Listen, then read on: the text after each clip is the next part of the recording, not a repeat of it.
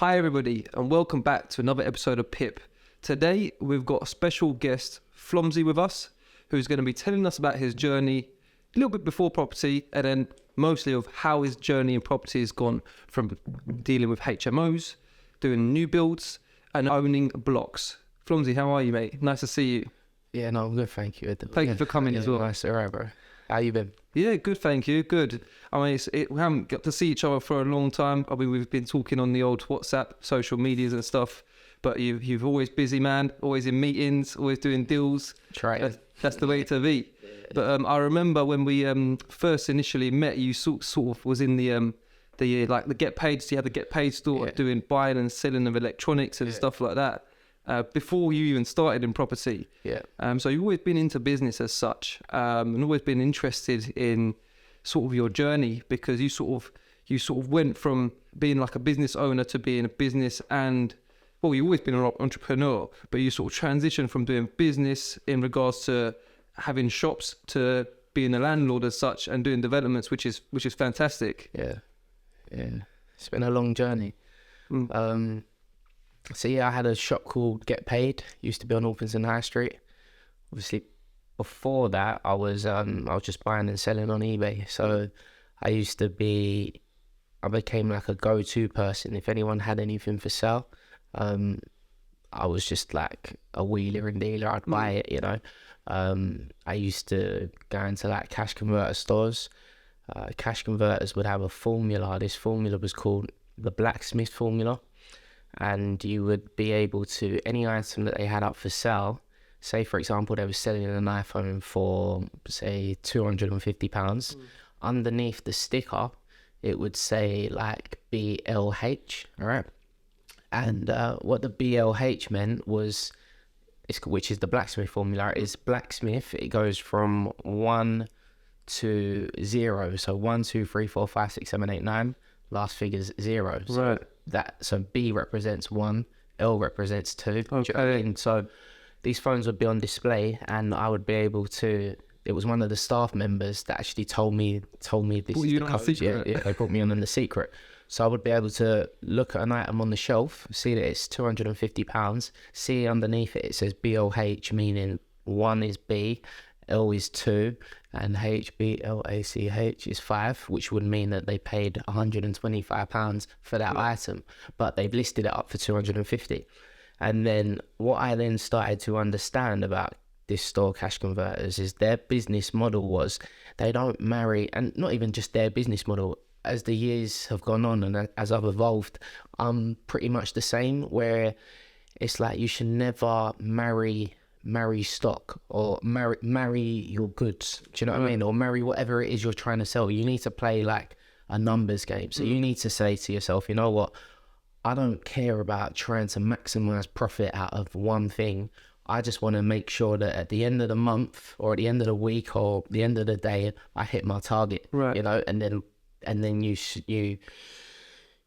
have this game plan where each day or each week you're just hitting that target. So when you're now focusing on the target and you're not focusing on what you're selling, you become detached. That's what I was going to say. You detach yourself from the product or the asset as such, and you look at the number. So you want to make profit, whether it's £1, £100, hit that goal on the target. Yeah. And so even now, say with property, and say if I'm looking at a deal, and a lot of the times now when I purchase property, sometimes I don't even view it, you know. I could not even sometimes, most of the times I won't view it. I can do a deal without going to see it, you know, as long as, because at the end of the day I'm gonna have my lawyers who are doing the due diligence. Yeah, doing the due diligence. So you know, Manac solicitors, I might as well give them a little shout out. We're due to have them hopefully in the next podcast, which are not today. The next episode that we're doing in a couple of weeks' time. Yeah. Jazz? Yes. Yeah, top guy. Jazz. Listen, Jazz has been a part of my journey, to be honest with you. So Jazz, I first met Jazz in 2011, and he was the solicitor that did my conveyancing when I got the shop Get Paid. Okay. Wait, but let me take you back to the blacksmith formula. So the item was 125. Yeah. I then understood that what Cash Converters' plan was is that they just wanted to hit a target. They didn't care about the items. Whereas me, I was always married to the stock. I'd be like, what? Like, that's an iPhone. It means that I have to sell it for the top tier value, top price, you know, and that is what, like, there was another competitor called CEX, and that's what their model was. CEX's model, which is computer exchange, was we sell our items for the top money, and we're not into doing a deal. No one can come in a deal. That's it. No one can come in and just negotiate us down. It doesn't happen. No. Yeah. So you got CEX, which is a stick. This is the price, and then you got a cash converter store, which is more wheeler dealers. Yes. Yeah. They'll negotiate a bit. They'll more. negotiate. So what then I used to do is I'd pop into the cash converter store, get friendly with the managers, you know, because in life it's all about networking. Building relationships and stuff. Relationships. Your network is going to determine your net worth. And as a friend Tristan said to me, is that's as long as you do something with it. Do you know what I mean? Of course. So what I would then do is, because I'd become pally with the managers, and there was this manager of cash converters in Sidcup called Nick, and she was a great woman. She would always, on my come up, she'd always look after me, you know. So because she had a target to reach, she knew that, listen, as long as we hit our £2,500 for the day, doesn't matter if you're getting a deal out of it. It doesn't matter. Target, so it's a win-win. Target, yeah. So after that, I would I'd bring the I'd just basically say, all right, iPhone's up for £100. They bought the iPhone for £125. I type the iPhone into eBay. I'd then go on the eBay. I'd then select sold items. Okay, which then allows you to see everything. It allows you to see the prices of what that item has sold for. The deals that have already been done. Yeah, that have been done, you know. So from there, you then know that, all right, well, a deal, today's the 19th of April, and on the 18th of April, one of these sold for £220. You can then work out roughly, well, your fees, and you got your PayPal fees, your eBay fees, take off, say, £20-30. Yeah. I can't remember anyway what the price is. I'm banned from eBay now, and that's history though. Anyway, but a lifetime ban. But that never stopped me going, and that's the other thing in life, that, you know, don't let them, when hurdles come up in your way, never let that make you do a U-turn. You know, like, never U-turn. That's one of my, stick to your game plan always, and never U-turn no matter what's in front of you. You know, and I've used that. That's a code that I've used all my life in my personal life. You know, even with the stuff that I went through, trying to get access to my kid, you never U-turn, you know? Yeah. So, anyway, back to this. So I would then buy that item, say it was £125, I'll buy it for £180, offer £180. I know that the items is sold for £230. To be honest, 180 is a bit too high. I wouldn't have offered that. You would have made you £50-60 off it. Yeah, do you know? Yeah. And so I got into a habit of doing that. And once I cracked that, I was like, wow, like, I'm a bit of a genius. I started to rate myself a lot. So I used to, like, just start traveling to all the cash converter stores all over the UK. Don't get me wrong, like, there were other revenue streams that I had. People used to sell me items and so on. I think you did that Ugg boot thing at one stage or something, right? So Ugg boots, I used to import fake Ugg boots from China.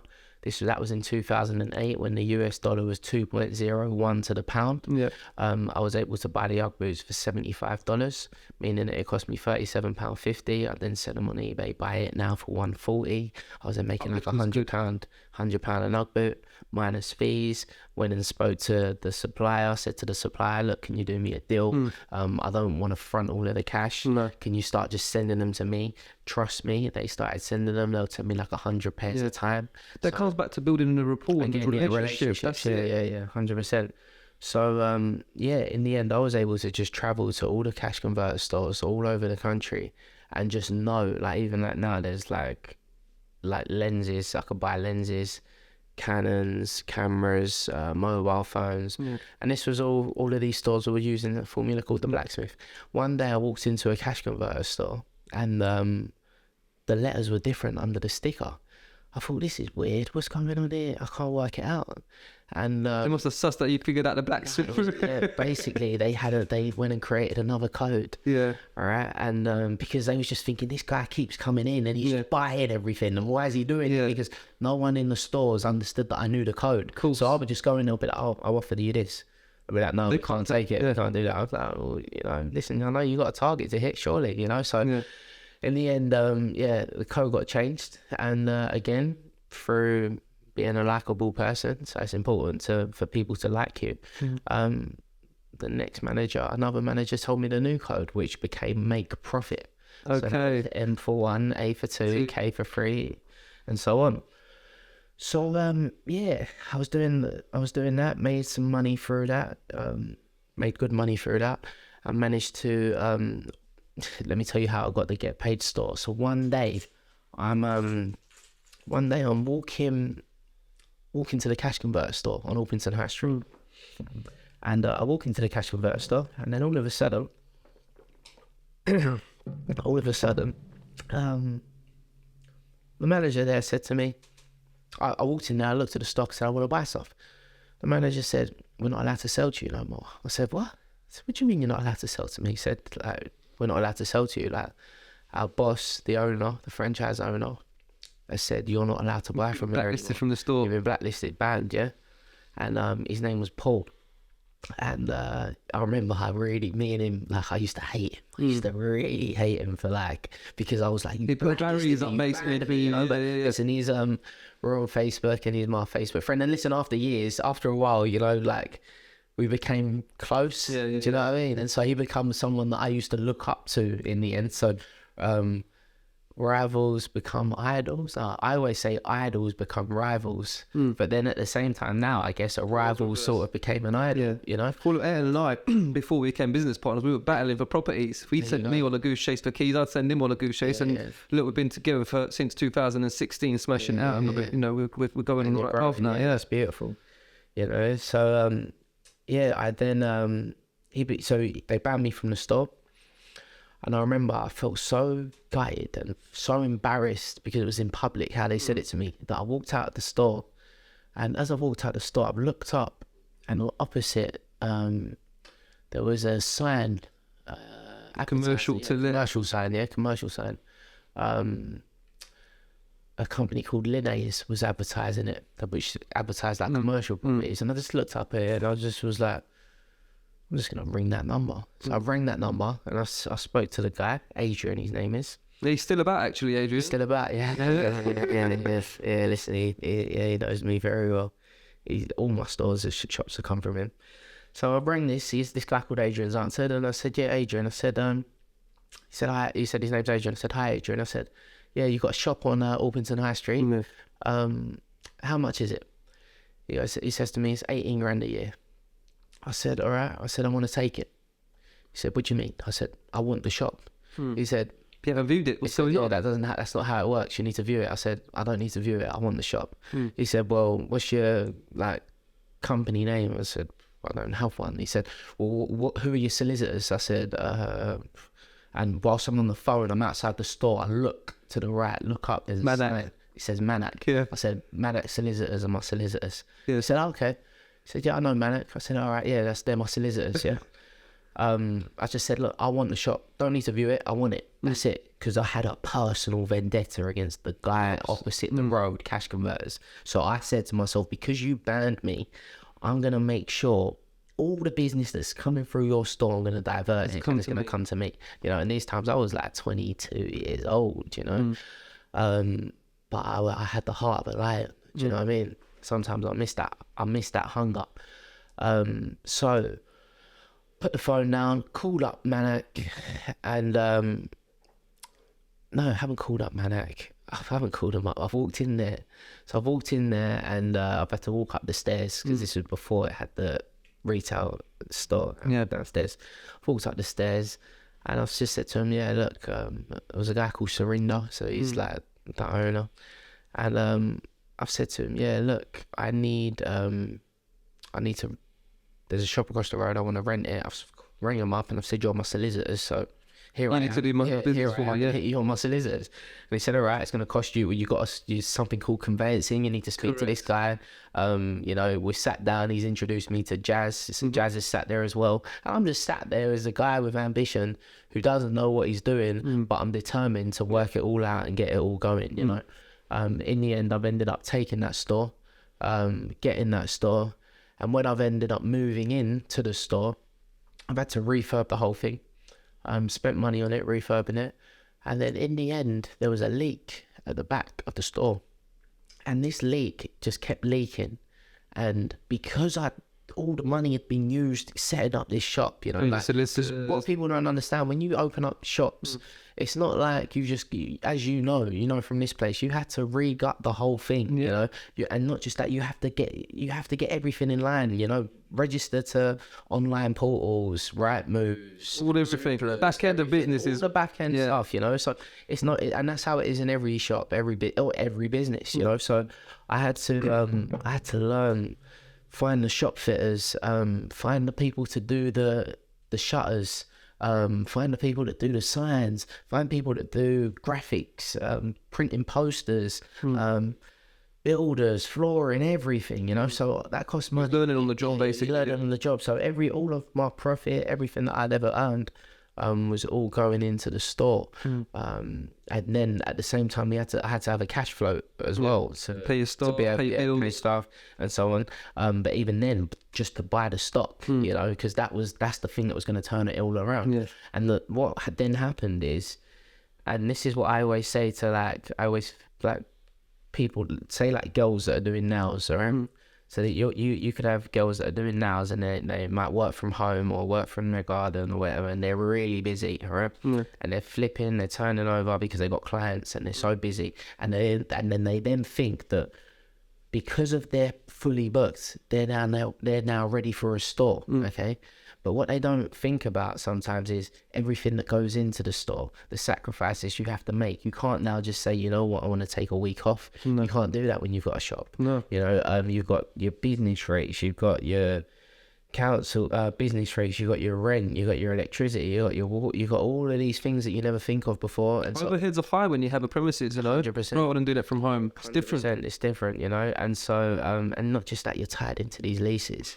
You know, when you get tied into a 10-year lease with a 4-year rate clause, and you don't even have the money to cover you for 6 months, let alone 4 years, and then you're forced.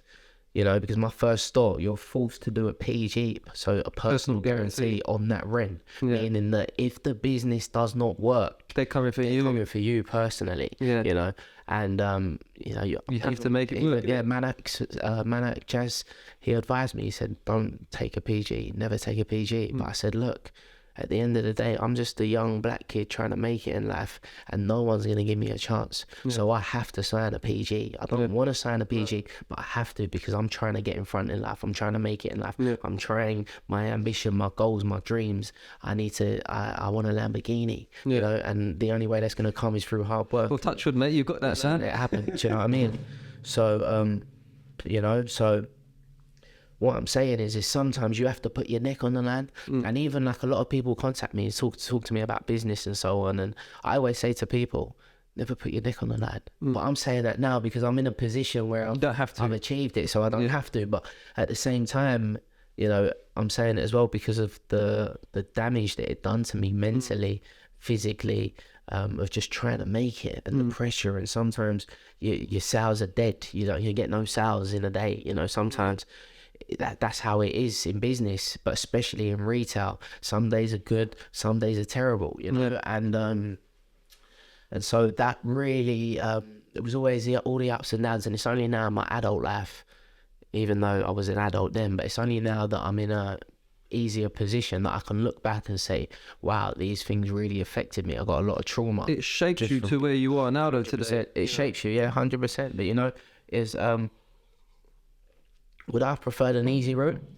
Absolutely. You know, listen, I don't regret anything, but of course I would have loved an easy route. And in a way, it's lucky because, you know, I'm a father now. I've got a son, and I'm able to create an easy route for him in this life. He's never going to have to work as hard as I had to get by. You know, he might work hard because he's got dreams and goals and he's trying to achieve something, but he'll never have to, you know, like make the sacrifice essentially that what if this doesn't work? You know, there were many times where I used to think, you know what, I might have to I've got no qualifications, I might end up becoming a bus driver, you know. And that's not me discrediting bus drivers in any way or judging them in any way. I'm just saying that's the situation that I was in when I really was low and depressed, and I had no money in my pocket, and I was losing everything was falling apart, and a bus has driven past me, and I'm thinking about what am I going to do with my life. And I thought, you know what, I've got a driver's license, so maybe it will just be a bus driver that I become, because I can't go into the city and just say, you know what, can you hire me as a stockbroker or whatever. I haven't got the qualifications. So I ran that store. After that store, I've opened up another store in Bexley Heath, which was going to plan. You know, turning over, paying the bills, paying staff, and that's what I used to love. I used to enjoy paying staff. You know, I used to enjoy, you know, like it was like I was the captain of the team. You know, and I had a lot of great staff that worked for me. Every single one of them was fantastic. You know, and I wish them, some of them will be watching this, and I hope that things are going all right for them. And if they ever need to hit me up, then please do. I went a bit deep there. But anyway, I have then gone from there. I've then opened up a dessert parlour. All right, so that was the dessert parlour on Orpington High Street. It's called Treats Desserts, with my partner. What's then happened from there is and that business didn't work out. Okay, so that business failed. But from that business failing, and I put a lot of hard work into that business, and it was a dessert parlour. Had an alcohol license as well, so we was able to serve cocktails. Yep. I think you came. I did. I came to the opening. I came to my family. Like support local and friends, you know. I appreciate you. Anytime. Yeah, I appreciate it. You return the favour though after, you know, with the when you started doing your property, you know, you've come straight to me. Yeah, 100%. And you know how it is with me. Every property that I have, every deal I do, you know, I always come to you. You know, like you are someone that I trust, and you're someone that's helped me in property, and you're someone that's taught me a lot. You know, so you are my go-to person when it comes to bricks and mortar. Is that the word? Yeah. But I used to think it was bricks and water. I always used to say bricks and mortar, but bricks and mortar. Yeah, so my go-to person. So I had the Treats Desserts parlour, and when the business, you know, getting staff in majority of industries, especially these days, because I said it the other day, I tweeted it, I said we're living in a scrolling era right now. And when I say the scrolling era, I'm saying that like a lot of people are they're brainwashed, and they're just scrolling every day, and they're not doing much with their lives. They're just scrolling. And scrolling through all a bit as well, didn't they? Scrolling through TikTok, scrolling through Instagram, scrolling through Snapchat, even though I'm a big Snap user. But they're just scrolling, and they're not trying to actually do anything with their life other than scroll. So we're in a scrolling era now. So people are kind of dumb. Not all people, but a lot of people. And you know, I try to preach to try and change that, you know, so that we can, so that everyone can do better for themselves. Do better for themselves, you know, and people need people to look to and aspire to and admire and so on. So yeah, I try to be that type of person sometimes. Sometimes I'm not in the mood. But so it's always hard to get staff in most industries. And I was trying to, because we had a machine that could make ice cream, so we'd make our ice cream fresh gelato. Gelato is like Italiano ice cream. So anyway, we used to make the ice cream from scratch, and what I wanted, because I put so much passion into this, I wanted an Italian gelato chef. Do you know what I mean? So I've ended up, because I'm good at research. Back then I was. These days I'm not lazy, but I just don't like. You delegate it now. Yeah, I'm a delegator now, you know. Yeah, so I work smart now, not hard. So I ended up finding a gelato chef who was living in Italy. Contacted him. His name was David. I said to him, look, would you move I've got an opportunity for you to come and live in England. Would you move here and cook make the gelato ice cream? You know, I'm opening up a dessert parlour, blah, blah, blah. It's going to be the next big thing. You know, I was selling it well because I believed in it, and that was the plan. And he's ended up moving to, he said, look, I need somewhere to live, blah, blah, blah. I'm like, need somewhere to live? What am I going to do? Am I going to find you a place? You know what I mean? So I need to find you a place. I need to invest in it and blah, blah, blah. Yeah. And I didn't really have the the know-how back then about one of the know-how, two, the funds. You know what I mean? I was in the know, but it was the funds. I didn't have the funds to just do it anyway. So what I've then done is I've ended up finding a place, a property. I had a friend, actually. He was working in an estate agent, Andrew's estate agent, in Orpington High Street. His name was James. James, yeah. So, which, you know, James as well. So, James, because I had a friend called James, and he was an estate agent, and this is why your network determines your net worth, and that's why you always need to be resourceful. So I always knew I needed contacts in everything. So, with James, he worked as an estate agent, and he had worked his way up, and he was getting ready to become a manager. I think he was, at that time, he was like a... Andrew Reeves is the company that was there. Reeves, that's it. Joe Mizza was at... Joe Mizza was at Andrew. Yeah, that's Joe Mizza. You know, I bought a place off, Joe gave me a deal as well. So I'll tell you how that was my first property I ever bought, and I come through Joe Mizza. He was at Andrew's. Andrew Reeves, so that was James. And at Andrew Reeves, because he worked his way up, he had properties on the market available. So, because he's my friend, I said, James, listen, look, I need a property for my staff, So, he said, yeah, no problem. So I've ended up getting the property, moving the staff member into it. Staff members living there. In the end, the dessert parlour is one of those parlours, you open from 11, you close at 11. Yeah. However, it's an all-day thing. However, it was all new to me. So... now I'm into the dessert industry, hospitality, food. I didn't realise that the store, even though a store closes at 11, I still need to stay there for another hour, 2 hours, counting the money, cleaning, all of these stuff. Now, what happens in the hospitality industry, and it was a stressful industry, and it killed me, is that they were, a lot of the staff are like alcoholics. So they stay after, and they just drink. And drink and get. So they're drinking your inventory. They're drinking the inventory. They're robbing the alcohol. Yeah, but even then, they just drink, and it's because of it is such a tough industry that you're just working up and down. You got to smile all the time, and you know it's hard. It's hard, and I'll never do it again. Never get into hospitality. I'll never even invest in it. It's that bad for me. Except for there's a place in East London, Bow. On Roman Road called Cafe East, and they've just got it perfect, and they're just so busy flat out, and I would invest in that. But other than that, no one else. Nothing from scratch. Nothing from scratch.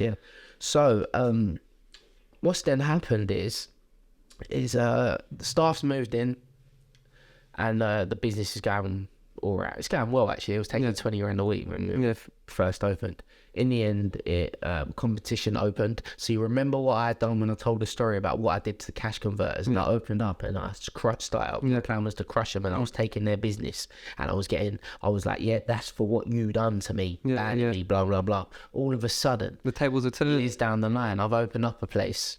All of a sudden, competitors come along, opened up near enough across the road called Creams. All of a sudden, they got more money than me. They got better branding than me, better social media. They're a bigger outfit than me. It's like a franchise, I think. Yeah, it's a franchise now, And they crushed me. And they crushed me, whacked me out. All of a sudden, my takings went from 20 grand a week to £400 a week. And I've got like 20 staff a day working.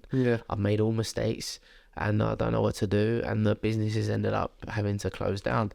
And I was a personal guarantee to the lease. The rent was 33 grand a year, and so the store then remained closed for about 2 years without any other tenant coming along, and I had to pay the rent.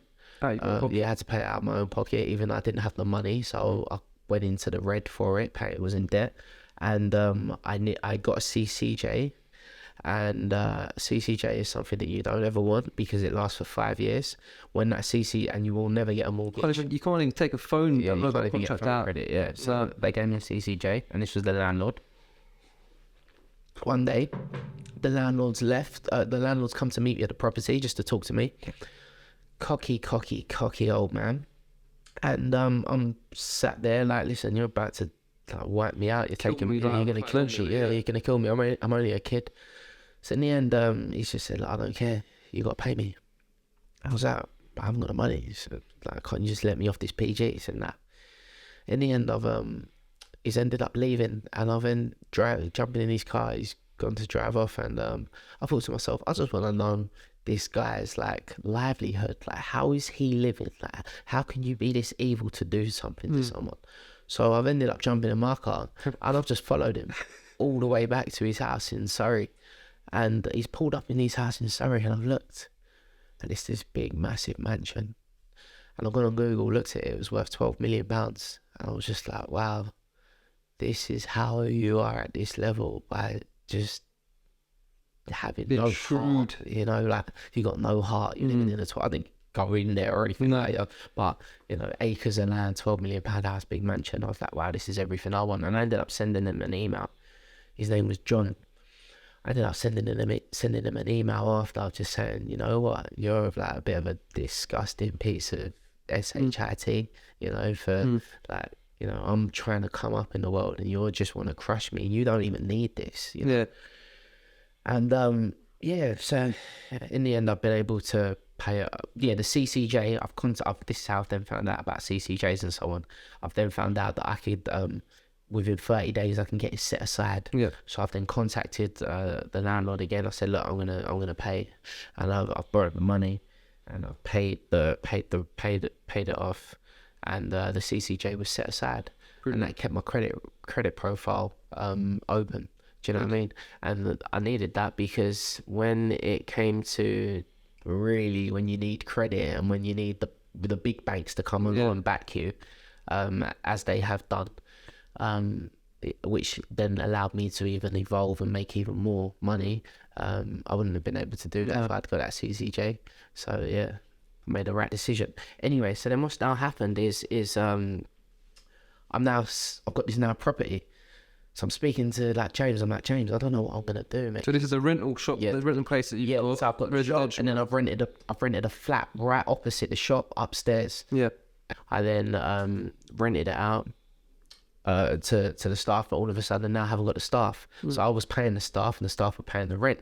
Now all of a sudden I can't do that. Stuff, so the place is now empty. So I'm now thinking to myself, what am I gonna do? So I've come across, and now this is how the property journey starts. So I've come across this website called sparerooms.com. Yeah?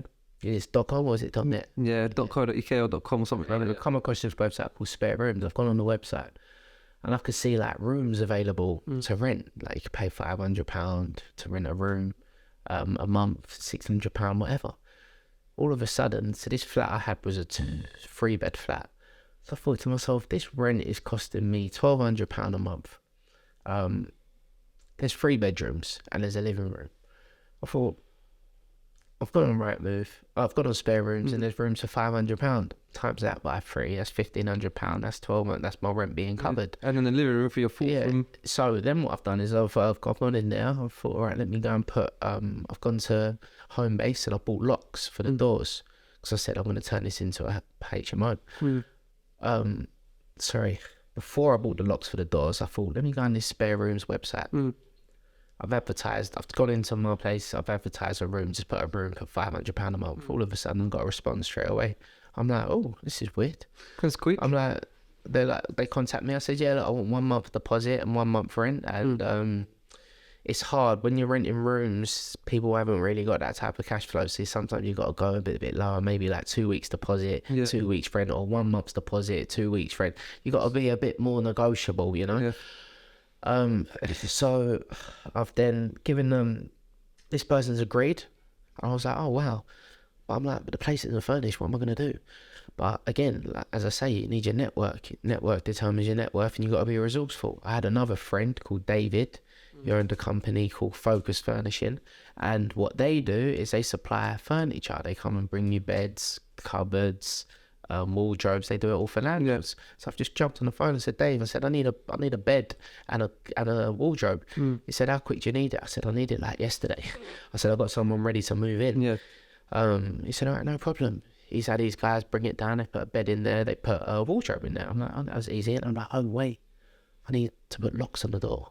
Homebase closed at 8 o'clock. I've driven down to Homebase, bought locks, bought a drill. These times I'm not DIY. You know, I didn't listen in DT. Was it DT? Yeah. I didn't listen in school in DT, so I'm not a DIY guy. bought a drill and that. All of a sudden, I think it was James who came with me, but I can't remember. But anyway, one of my friends come with me. We just cheaply smashing this door through, like trying to create a hole to put the lock in. We've ended up doing it. So now we've got the lock on the door. We've locked the door. I'm like, this is good. So we need to put another 2 on those doors. Put the 2 on. I'm like, oh, wait a minute. That living room there, that's a big room. That's a big room. I said, let's go back to home base. We'll get another lock. We'll put a lock on that door. Now we've got 4 rooms. Brilliant. Times 5, £2,000. All of a sudden, I'm thinking, well, that living room, we should charge more. Not me. I should charge more. I'm going to charge 600. So I've charged £600 for the bigger room. I'm like, wow, this has worked. This has made sense. Now, all of a sudden, I add more rooms. They've all just gone out. All of a sudden, my rent's covered. You're profitable as well. I'm profitable. So, so I'm profitable now. So all of a sudden, I'm like, wow, I'm in the HMO game now. Yeah. Without even knowing it. And I'm doing, it's like rent to rent, the mod rents and that. So I'm like, wow, I'm in the HMO game. In the end, one of my tenants has ended up being, was a Romanian guy. He's ended up owning a car, he worked for a car wash. Adrian, his name was. So he became my tenant, and I was able to just roll it out each month. They're paying me the rent. One day I'm thinking to myself, all right, look, I've took a walk down Orpington High Street, gone past Andrews. In the window, there's a property there. It was up for sale for 155k, and it was probate. Probate is, do you want to tell people? When someone's passed away or they inherit a property, then it goes on to the people who are going to be inheriting the place as such, and then boom. Yeah, so it was a probate property. So I walked in there. There's a guy called Joe Vizor, works for Andrews. He did work for Andrews. He was sat there. And he was like, yeah, you're right, mate, blah, blah, blah. And he said, like, yeah, like, Floms, like, he knew me. I didn't know him. He was like, yeah, like, I'm Joe Vizor. He was a bit of a face in Orpington High Street now. He was like, yeah, like, my name's Joe Vizor. I was like, oh, what's happening, mate? You're right. I said, you see that property in the window? I said, like, because it was a rundown property, and you'd always told me, like, in property, buy places that are rundown, that need work doing to them, so you can lift up the value, and so on. So I thought to myself, all right, that's a rundown place. It's in the window. I said to Joe, listen, mate. And I learned this from another friend, a friend of mine called Vince, who does a lot of work with Acorn and Langford and Russell, and he's like their main buyer. He buys it. All the deals go to Vince. One day I said to Vince, because Vince, I was friends with his son. So me and his son were like best friends. Vince had a very successful, owns hundreds of properties. And I said to Vince, I said, mate, because I'd always aspired, I was always that type of person. I'd look to people for advice and, especially people that are doing better than you or you want to be in. Yeah. So I've always said, how do you get these deals? Like, how do you get these deals? I want to be a property developer too. How do I get the deals? And he said to me, always look after people. That's what he said. He said, always look after people.